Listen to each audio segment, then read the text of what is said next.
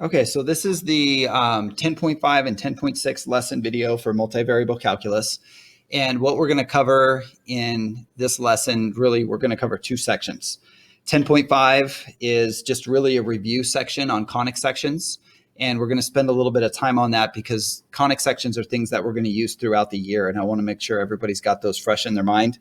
10.6, we're going to deal with conic sections with polar coordinates. So we're still doing conic sections, but just looking at them in a slightly different way than probably what you have before by putting them in the form of polar equations. The information that you use to graph them changes just a little bit. Okay, so let's start with 10.5. I'm going to go through this relatively quickly. Several of these are just going to be review problems I'm going to ask you to work and then check your answers. So we've got three conic sections that you should be familiar with: the ellipse, the parabola, and the hyperbola. And we're just going to go through them in this order. We're going to talk about a parabola, and then we're going to talk about an ellipse, and we're going to talk about a hyperbola. And remember, the definition of all of these is based on distances. So for the parabola, we're talking about having some point on the parabola.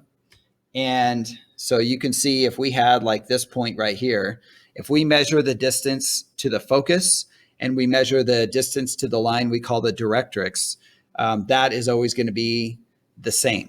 So any point on the parabola, if I measure those two distances, they will be equal.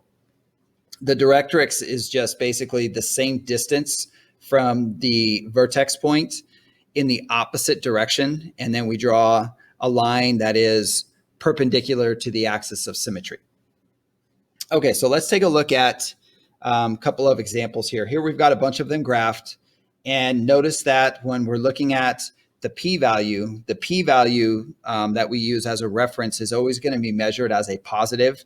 But in terms of which way the parabola is going to open, we can use what we know about graphing rectangular equations. And from that, we can just figure out, okay, does the x squared need to be positive or negative, or does the y squared need to be positive or negative? That's how we can tell whether the graph's going to open up or down or right or left. Okay, so it says sketch the graphs of the parabolas. Now notice up here, we did have this p-value being referenced, and in this standard form, we've got x squared is 4py. So clearly in this case, you can see that p is going to be equal to 3. So I'm going to go back down here and I'm going to say, all right, I know from this that p is equal to 3. I can also tell this is a positive x squared, so I can tell that this is a parabola that's going to open up. So from that, I can sketch my graph. When you sketch your graphs, I'm not expecting these to be the most perfect detailed graphs that you could ever create. I'm just trying to get the general sense that you know what this is supposed to look like. So I'm going to put a few key points on here, but for the most part, I'm going to keep this pretty generic. So I know my vertex is going to be 3 units away from the origin. And so I'm going to go up 3 units. And there's my focus. And then I'm also going to go down 3 units to get my line for my directrix. We're 3 units away, so this would be the line y equals -3. In addition to that, just to get a somewhat better sense for how this parabola is going to curve, I'm going to put in not just my vertex point, but I'm also going to put in a reference point here. So an easy point to choose. If x is 6, then I know y has to be 3. So I'm going to go out to the point 6, 3. And I'm going to put a point here. And then I'm going to go to -6, 3 because I know I've got symmetry in this graph. And that's enough information that I can get a decent graph of what this is going to look like. Okay, and that's really all I'm asking you to do. Sometimes you'll see it plotted where you've got sort of a box drawn in here. And then you can use that as reference for this p-value being the distance between the focus and the vertex, and that would be 3 units. But if you don't draw in the box, it doesn't really matter to me. I just want to make sure you've got a general idea of what the shape looks like. Okay, so what I want you to do is try the second one. Go ahead and pause the video and just try to sketch that out. Okay, and here's what you should have come up with. So the idea here, if I were to isolate my y squared this time, I would have y squared is equal to negative 8x. So knowing that to be the case, if I think about isolating that x, I know I'm going to have a negative y squared, which tells me it's going to open left. I can also tell the p-value is going to be 2. And from that, it's just a matter of, okay, I know it's left. I know my vertex is at the origin, and then put in the points that you know. So I put in my vertex. I put in my focus point being 2 units away from that vertex in the horizontal direction. And then the directrix would be 2 units to the right. And I've got that line x equals 2 as the directrix. I also put a couple of points in here as just kind of reference points to help me graph this. Okay, so let's take a look at this next question, another parabola question. It says, find an equation of the parabola that is symmetric about the y-axis, has its vertex at the origin, and passes through the point 5, 2. So what I want you to do is just take a second, pause the video, see if you can come up with the equation in sort of our standard conic section form that would represent what's described there. Okay, and here's what you should have come up with. I know that since I'm dealing with a vertex at the origin and the parabola passes through the point 5, 2 and it's symmetric about the y-axis, I can tell that this is a parabola that is going to open up. So you can see at the beginning here, I knew I had 2 possible scenarios when I knew it was symmetric about the y-axis. Either x squared is 4py or x squared is negative 4py. I chose the 4py because I knew that this opens up. And then from there, it's just plugging in information that I know. So I know that I'm passing through the 0.52. That allows me to solve for that p-value. And from once I've got that p-value, then I can write this in its standard form. And you can see that I didn't actually solve for p because in my standard form, I've got 4p in the standard form. I went ahead here and just solved for 4p and left it that way because I knew that was what I was going to end up using. So you can see here, I just solved for 4p. And in the end, I've got x squared is 25 over 2y. Okay, so again, very simple stuff that you've seen before. Let's move on here to an ellipse. So the definition for an ellipse is a little bit different. On this one, if we take a point on this ellipse and I measure the distance to each of the foci of the ellipse, then the sum of those 2 distances is going to be constant. And I said foci both ways. You can say it either way. It's whatever your preference is. I usually say foci, but it doesn't really matter. Anyway, when I add those 2 distances together, it's going to be constant. With that being the case, I've got some different information here that I've got to use for an ellipse. And this should be stuff that you remember, the standard form for an ellipse, x squared over a squared plus y squared over b squared is equal to 1. And in that case, the a is the larger value. That means my major axis is in the horizontal direction. When the b value becomes the larger of the 2 values, then I can have a major axis in the other direction. Okay, so when we go through and we solve these out, you notice how in this equation, it's a little bit tricky here. We typically treat the larger of the 2 values as the a value. It doesn't really matter which way you do that as long as you understand that the larger of the 2 values is the one that's going to dictate where the major axis is and where the minor axis is. Okay, so there is an example down here. And what I want you to do is I want you to go ahead and sketch the graph of this ellipse. We already did kind of a simple sketch of a parabola. So hopefully that jarred your memory a little bit. And I want to see if you can remember how to graph an ellipse. So pause the video, try to sketch it out using what you know about A and B and finding the C value. And then from there you can sketch it and then check your answer. Okay, so here's what you should have come up with. I want to get this ellipse into a standard form. X squared over 4 plus y squared over 2 is equal to 1. I can see that my a value is the square root of 4 or 2. The b value is the square root of 2, and c is also going to be square root of 2. And from that, I know that my major axis is in the horizontal direction, or the x-axis in this case. So I went 2 units to the right of the origin, 2 units to the left of the origin. And then I went square root of 2 units up and square root of 2 units down to get the 4 vertices of my ellipse. I didn't label the focus points on here, but you definitely could. They're at square root of 2 and negative square root of 2. So it would be somewhere around here. So I'll just call that square root of 2. And out here, negative square root of 2. Okay, so again, pretty simple to do. Like I said, I'm not asking for a ton of detail on these graphs. I'm just trying to make sure that you know what this is generally supposed to look like. When we start dealing with these in a multivariable setting, a lot of times we'll have several of these within one problem. You'll have to quickly be able to graph an ellipse and then another ellipse and then maybe a hyperbola all together. And if you can do quick sketches like this, that's what I'm getting. That's what I'm getting as kind of my goal for, or that's what I'm shooting for as my goal for you for this. Okay, so let's move on to the hyperbola. The hyperbola is the one that's, kind of the trickiest to deal with. In terms of how is it defined, it has to do with the difference of the distances measured from some point on my hyperbola to the 2 focus points. So if I find the difference between those 2 distances, that's going to be a constant value. And we've got 2 standard forms.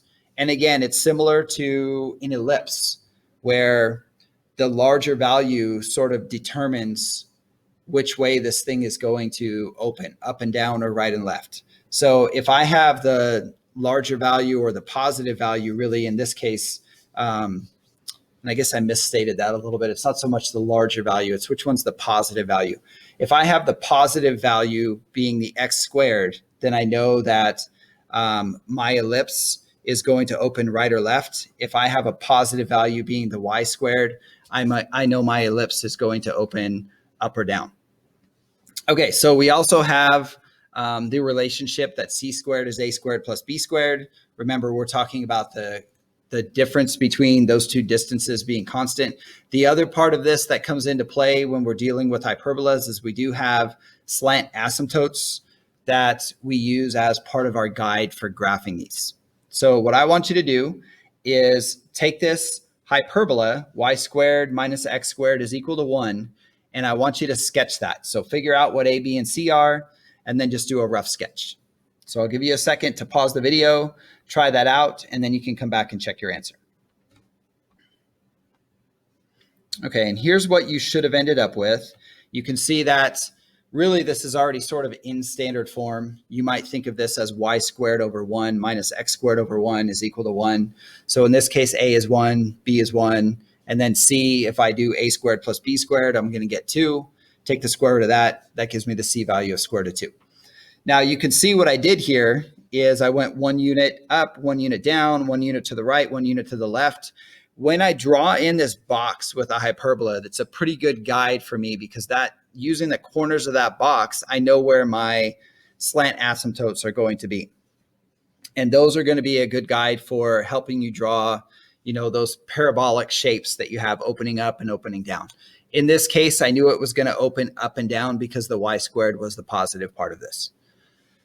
All right, the next question here, it says, find the equation of the hyperbola with vertices 0 plus or minus 8 and asymptotes of y is equal to plus or minus 4/3 x. So on problems like this, I'm going to show you my result on this one. I'm just going to talk through this one a little bit. It's not just a matter of knowing where vertices are. That does definitely help. We also have some other information we can pull from here knowing what the asymptotes are.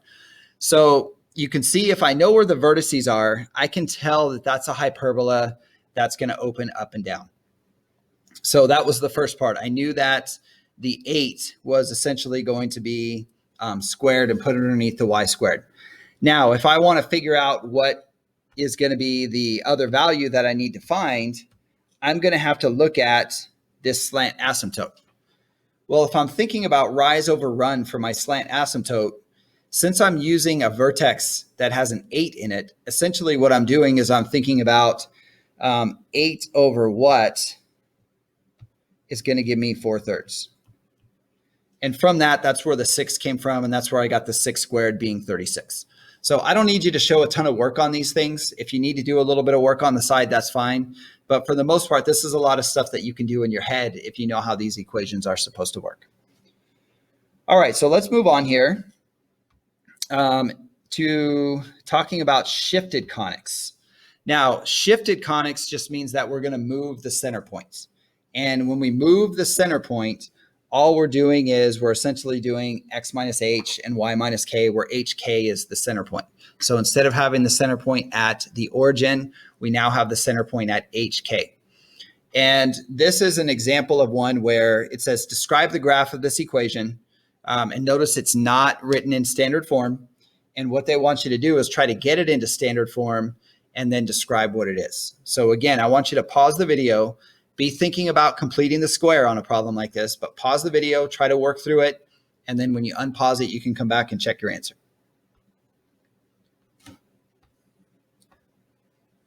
Okay, so here's what you should have come up with on that one. So notice what I first did was I grouped the x terms together. I grouped the y terms together, and I moved, actually that should be a -1. I moved my 1 over to the other side and made that into a -1. Let me just fix this here. Okay, so zoom in here and make this a negative. Okay, so once I did that, now it's a matter of completing the square. And this is stuff that we didn't use a lot of in BC calculus, but when you complete the square, you really want to have a 1 as the leading coefficient on your squared term.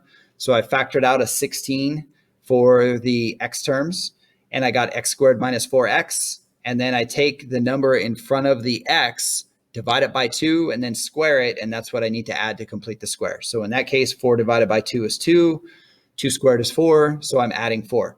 Notice on the other side of the equation, in order to keep this equal, I didn't add 4. I want to add, remember there's this 16 here, I want to add 16 times 4. So I added 64 over here to keep the two sides of the equation balanced. Same thing with the y part of this, y squared minus 6y. Half of 6 is 3, 3 squared is 9. So I added 9 to complete the square. But again, I've got this 9 here. So I'm not just adding 9 to that side of the equation, I'm actually adding 81. So that's where that 81 came from. And then from there, just get it into its factored form and then divide to get it into the standard form. We know we want to have a 1 on the right side of the equation. I can already tell this is an ellipse as soon as I see the plus between the x squared and the y squared terms. But now I get a better feel for what this is going to look like. So I have x minus 2 squared over 9. I have y minus 3 squared over 16 is equal to 1. And you can see the major axis is going to be in the vertical direction because the larger number is under the y term. Okay, so pretty simple to do. Notice my description there. I have the standard equation. I have the ellipse with the center point, and I'm also talking about which way the major axis is going to line up. All right, let's move on to dealing with conics with polar coordinates. So a measurement that comes into play here, which you may or may not have heard of before, is called the eccentricity. The eccentricity is a way that I can sort of categorize the conic sections. So when I talk about eccentricity, I'm talking about a ratio of distances. I'm measuring from some point to my focus and from some point to the directrix. Well, if you think about that and you go back to a parabola, those distances were the same. So for a parabola, if I were to get that ratio is going to be 1. Well, this is the way that it works out. When it's an ellipse, the eccentricity is less than 1. When it's a parabola, eccentricity is equal to 1. And when it's a hyperbola, it's greater than 1. And if you look at these graphs, it's pretty easy to see why that's the case. You can see where the distances, how they match up. So the distance between some point and my focus and the distance between some point and the directrix, it's the same on the parabola. You can see for the hyperbola which one's larger, and you can see for the ellipse which one's larger. Now, the nice thing is when we're dealing with polar form, there's really only 2 forms of our equation. We've got E times D. D is the distance from the focus to the directrix. but E times D over 1 plus or minus E cosine theta or E sine theta. And whether you have a cosine or a sine is going to determine whether you've got your major axis or opening up, opening down in either the horizontal or the vertical direction. Okay, so let's go through one of these. It says, find a polar equation for a parabola that has its focus at the origin and whose directrix is the line y equals -6. Okay, so I left a lot of space here, but you really don't need that much space to work through this if you know what you're looking at. So first thing is, we've got a parabola here, right? Think about what that means for the eccentricity. So it's a parabola, eccentricity then should be 1. Okay, the other part of this is, I know I've got a directrix at y equals -6. Well, that's going to tell me that the d value here, that distance is going to be 6. And then from there, it's just a matter of, okay, how do I write this equation out? Well, my equation is going to be r is equal to, and remember the standard form was E times D, so that would be 6 over 1 plus or minus either E cosine theta or E sine theta. And what I want you to do to figure out that whole part with the cosine theta and the sine theta and the plus or the minus, I want you to do a little bit of experimentation with that. I'm not just going to tell you what the rules are. I want you to figure out based on some of the problems you do for homework, and then you can kind of figure out what the pattern is for that. But in this case, because I've got a parabola and you can see the directrix is in the negative direction, I know I've got a parabola that is going to open up. And this turns out to be 1 minus the sine of theta. And just by me giving you that one solution, you can probably figure out what the pattern is for all of those. But I want you to play around with that a little bit as you work through your assignment. And I want you to come up with a general rule that you can follow so that you've sort of got an idea of how these things are going to work when you're dealing with them in polar coordinates. Okay, with that being the case, I want you to try this next one. It says, sketch a graph of r is equal to 2 over 1 minus cosine theta. So go ahead and pause the video, and then I want you to try to graph this thing out using the information that you know. You don't have to try to graph it in polar form. Just graph it as if it were in rectangular coordinates, getting the information from the polar equation. So think about it that way. Go ahead and pause the video, and when you come back, I'll show you the solution. Okay, so here's the graph that you should have come up with here. You can see that the coefficient in front of the cosine is a 1. From that, I know that that's where my eccentricity is. So I know my eccentricity is 1. That means it's a parabola. The other part of this, the numerator is E times D in the standard form. Well, since E is 1, I know that D has to be 2. And now it's just a matter of, okay, is this thing going to open right or left or up or down? Well, we saw in the last one, it was a sine. And when it was negative sine, it opened up. So I would assume here, if it's a negative cosine, it's going to open to the right. Then it's just a matter of figuring out where all your pieces are going to be. Now, the one thing that's a little bit tricky on this, when we do them this way, notice where the focus is. So the focus, and then also notice where the vertex is. So, okay, so here's the solution that you should have come up with. The first thing is, we know that this is going to be a parabola because the coefficient in front of the cosine is a 1. So my eccentricity is 1. I also know the numerator should be in the form of E times D. If I know E is 1, that means D has to be 2. Now, where this gets a little bit tricky when you're graphing these things, sometimes you do need to reference a little bit what you know about polar coordinates in order to be able to graph them. So notice where my vertex is. It's at, if I'm thinking about it in rectangular form, it's at the point -1, 0. If I think about that in polar form, what I could do to get a few points to guide my graph is just use some really easy unit circle values. For example, pi over 2. If I do the cosine of pi over 2, I'm going to get 0. So that would be 2 over 1 minus 0, or 2. That would give me, at pi over 2, I should be 2 units away from the pole. I could do the same thing with 3 pi over 2. You can see that would be a symmetric point. But then for that vertex point, when I have a theta value of pi, cosine of pi is -1. So I would have, for R value, it would be 2 over 1 minus -1, or 2 over 2, which is 1. So if I'm thinking about, if I'm going in the direction of pi, I'm going to go 1 unit away from the pole. That's where the vertex point is. So it is a little bit tricky to graph these things. You might want to use your calculator as a little bit of an aid, but you can also just go through some unit circle values as a quick check. Your vertex is not always going to be at the origin like it was when we had these things in the standard form. So keep that in mind. Okay, so the last one here, I just want you to try this one out. This one's a lot trickier, but it's the same general idea. So the last one, it says, find the eccentricity, identify the conic, give an equation of the directrix, and sketch the conic. So just do the first 3 parts of that, and then you can just sketch this on your calculator if you want to, or graph it. You can sketch that if you want. But I want you to just get the first few parts of that, and then the actual graph of it, I'm not as concerned with, because when these are in the polar form, we're usually not going to graph these very often. We're going to use this as just a quick way of referencing these conic sections in polar form. Okay, so take a minute, find the eccentricity, identify the conic, and give the equation of the directrix. Okay, so pause the video, and when you come back, I will show you the solution for that. Okay, so here's what you should have come up with here. It's a little bit tricky. The big thing that we have to remember is, in the standard form, the number that is in